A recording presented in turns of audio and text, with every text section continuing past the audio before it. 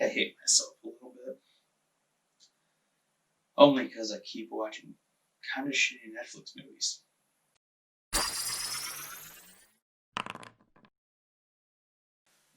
Welcome back to Rolling Review, where you talk about all things nerdy and awesome. I'm Jim, and welcome back to another movie review.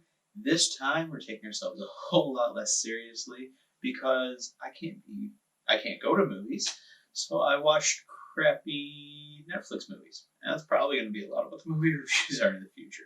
Crappy Netflix movies. Or maybe good ones. I don't know. But let's get into this first one. So, in 2019, Netflix put out a wonderful movie named Rim of the World. And if you can't tell I'm being slightly sarcastic when I say wonderful, then I'm sorry, I can't help you. So, Rim of the World is supposed to be like this, I guess, kind of fun action movie that stars a bunch of kids and Adidas. And I'll explain why it stars Adidas later. But let's talk about the good things first. I like being positive at these points before I get negative and want to cry. Anyway, the story is a decent story. I mean, yeah, it's kids that kind of just escape by the skin of their teeth over and over and over again in situations they absolutely should not survive by people who are way more well armed, older, stronger, faster, whether they're human or not, because it's a aliens invading the world thing, and it's whatever. It seems like it's trying to play to kids, but at the same time, though, I don't know, because like there are way too many like innuendos and like, oh, sex jokes, and you're like, dude, that's like 12-year-old. So the characters. Oh, the characters. They're not that great. So let's start with the main characters. There are 4 main characters. I can only really remember the main character's name. I think it's Alex. Nerdy main character, can't do shit. Then he has to overcome his problem with anything that involves physical activity and like a PE class and the sun and outside and basic movement and courage. It's like overly done. His character is just overly obnoxiously nerdy. So after Alex, we got this black kid named Darius, and he is just obnoxiously wealthy. Like for a, I don't know, 13-year-old maybe, he's wearing a matching pants shirt from I don't know, rich things like Prada or some shit. I don't know. But he's walking out of a mansion and shit. He's got a butler / driver who he orders around to fold his clothes a certain way when he gets to the camp. It's over the top. He tends to be the focus of the sexual jokes because he's like, oh yeah, I've had sex. Yeah, I'm gonna think of everything in the lens of sex, but he's still 13 and it's fucking creepy. But he's just, so Darius is just an obnoxious character, and they're all obnoxious characters, let's be honest. Because while Alex is obnoxiously terrible at everything, Darius is at least okay at some things, but he's so horribly not courageous. And just, I don't know, just about all the kids aren't that cool. For the plot being alright, the characters are kind of bad, and it's obnoxious on how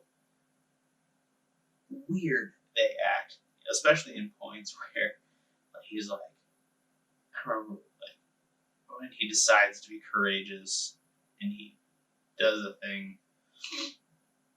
I don't even know. He's just.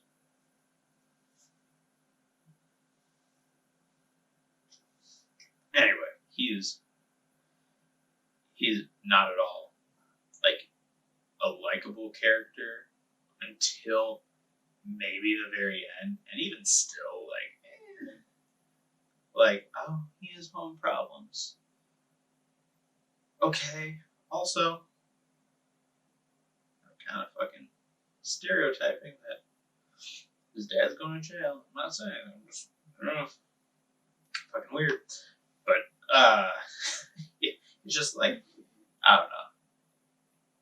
His flaws as a character aren't explained by his backstory that he gives, and aren't made up for in how he acts throughout the movie. Then we have like Zhen Zhen. It's this girl from Shanghai, and she like doesn't talk for half the movie, and then she like just speaks perfectly throughout.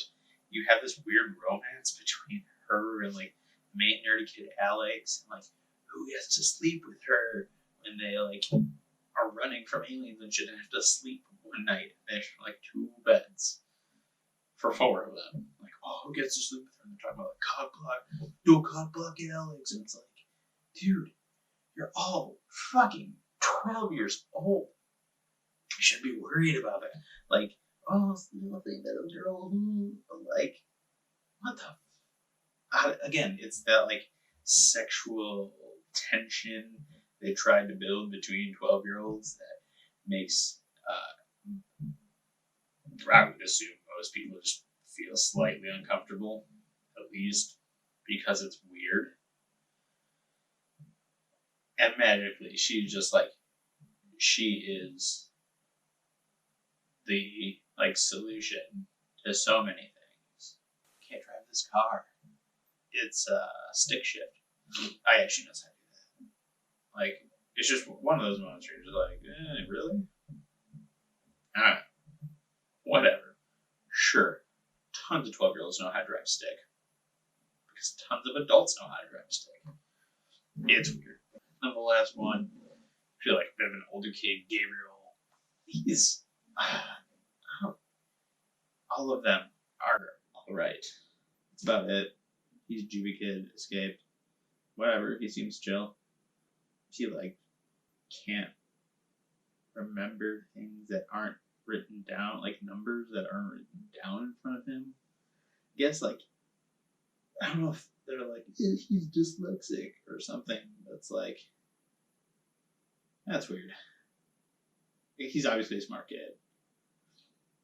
But then, like, it's just this weird, like, oh yeah, he's smart. He's just misunderstood. And that's why I got like kicked out of school and stuff, because just misunderstood. And it's like, whatever, we've seen that before. And let's just, for a second, let's just talk about like some of the side characters. Like, parents are obnoxious, sure. Of course, they're gonna make parents a little cringeworthy. It's a movie about kids being the heroes. The adults are gonna be a bit cringeworthy.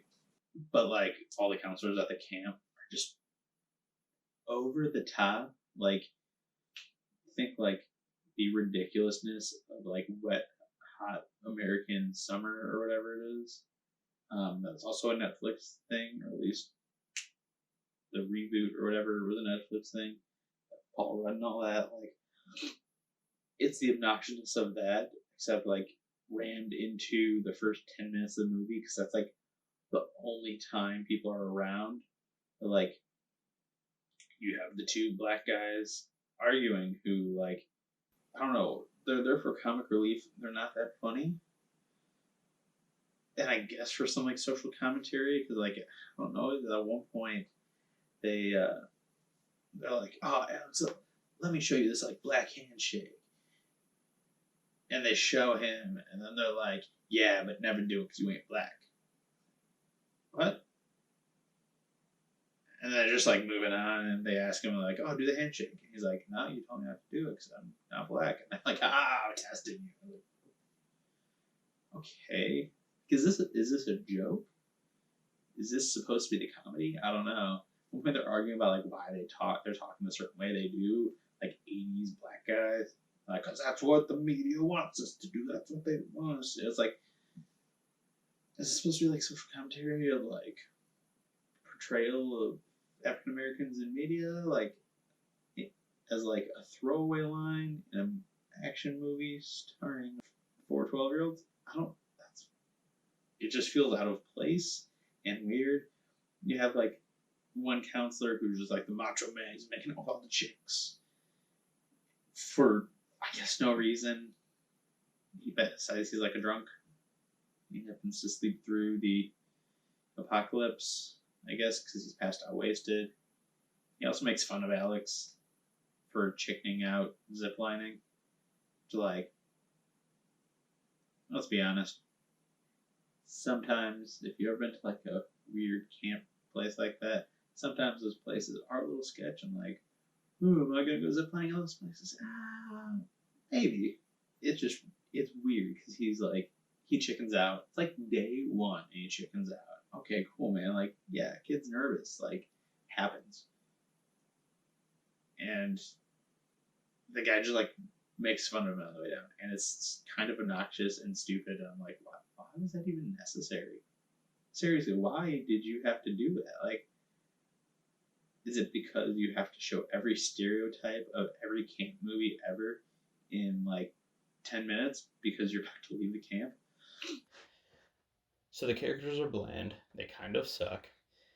There's really not a lot of character development outside of like very surface, like, oh, I can do this thing, or I did this one thing I needed to live, which I feel is kind of cheap character development as opposed to like actual good character development of uh, just like building through time as opposed to like this just a single instance of change where you did something couldn't do before in the movie, as opposed to slowly showing like a buildup of courage for Alex. It's supposed to just being like, Alex is now brave. He can do things. Woo!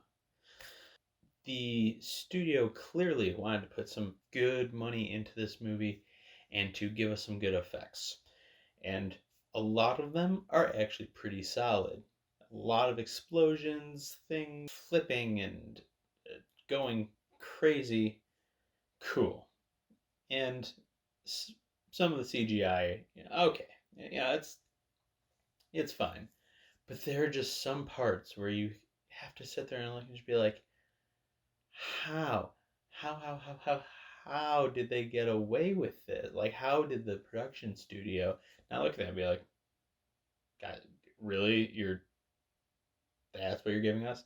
Like some of the weirdest fire sims and explosions that just don't look right are in this movie. Even at one point where the vehicles are driving down a vehicle is driving down the road. You're in a bus, interior of a bus. The vehicle in front blows up. There's fire outside as the camera is coming back through the bus. You see some of the fire that was outside clip through to the inside of the bus. And like, yeah, maybe most people didn't notice it. Maybe I just watched too many Corridor Crew videos that now I'm looking for good and bad CGI in film because I can appreciate all that they're doing at Corridor and like the great studios who are putting amazing CGI to like great work to give us some spectacular visuals. But just like it stuck out where I was like, oh, the fire's in the bus. Nope. Oh, no, it's not. Cool. So that just clipped through and they forgot to erase that little bit. Great. And at one point in the movie, and you know what? At this point, I will do what I'm about to describe. They put just this weird yellow tint over everything. Everything becomes yellowish. And I guess it's supposed to be the fallout from the. I don't know if there's supposed to be nuclear blasts in the upper atmosphere to cause an EMP. Like, it's obviously an explosion in the upper atmosphere causing an electromagnetic pulse that takes out all of the electronics. But there's nothing there to me that would cast everything in yellow light. One, the amount of total sky you would have to cover everything in a yellow light. So everything has this heavy yellow tint to it. Nah, did not happen. For sure did not. Like it's stupid to think that would happen. And it just comes off as this weird moment where it's like they tried like an old movie filter where they just like unbeknownst to us, they just slid in front of the camera this orange cellophane, not orange, yellow cellophane to tint everything. It's like we ran out of a CGI budget, so we're just gonna put some filter in front of it and everything will be cool. Those are some of the things visually that like just threw me off, and like CGI wise pissed me off because I'm like, why is everything so heavily tinted? Why is the fire looking so cheesy and so bad? Honestly, when it comes to the product placement, it is almost like the episode of The Office. Jim's talking to a baseball player and he says, and then I say, eat fresh. That Subway placement will pay for the final CGI or final explosives in the scene or whatever. And they're like, oh, that's good thinking. Because partway through the movie, they ride their bikes to a mall. And there's some like Star Wars stuff. Okay. But on 4 mannequins off to one side, you have 4 coordinated Adidas outfits. Adidas plastered over everything. And it's like the only branding you see. Just Adidas, Adidas, Adidas, Adidas, Adidas. It's so bad product placement. And it comes and you're like, oh, okay, Adidas is in there. I got you, Adidas. And then all of them look at it and are like, yeah, getting her new digs. For the rest of the movie, Adidas is plastered over everything they wear, from hats to jackets to sweatpants to the shirt that just has a giant Adidas logo splashed across their chest. And it's like, oh, shit. Well, I know how they paid for this movie. Thanks, Adidas. And product placement is just like, it's so obvious and just so like obnoxious about it. Just how up in their face everything is. Like, are you telling me an entire mall full of shops and clothes, the only ones these kids found like, I would want to wear this, is only Adidas stuff from head to toe? Bullshit.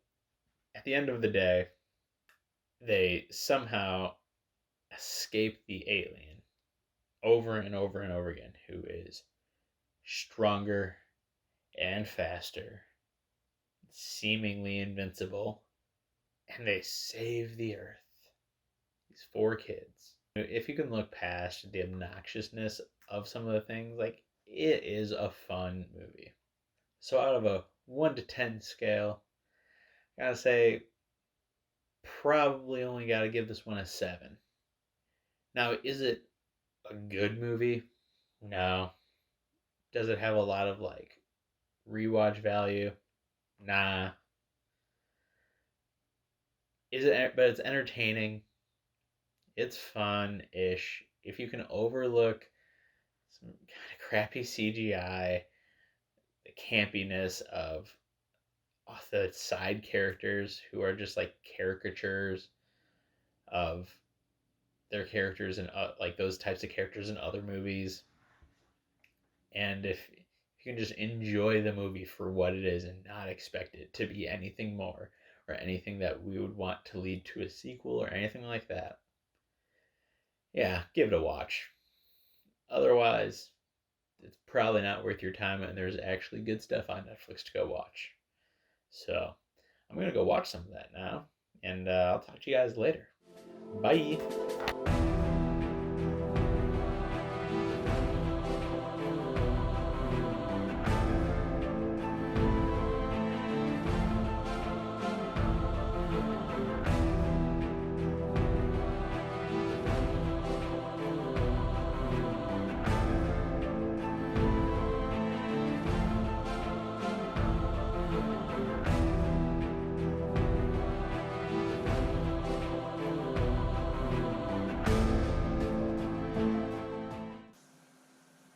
Epstein may have had a role in this movie. I don't know. Kidding. Fucking Epstein. It didn't. He also didn't kill himself. So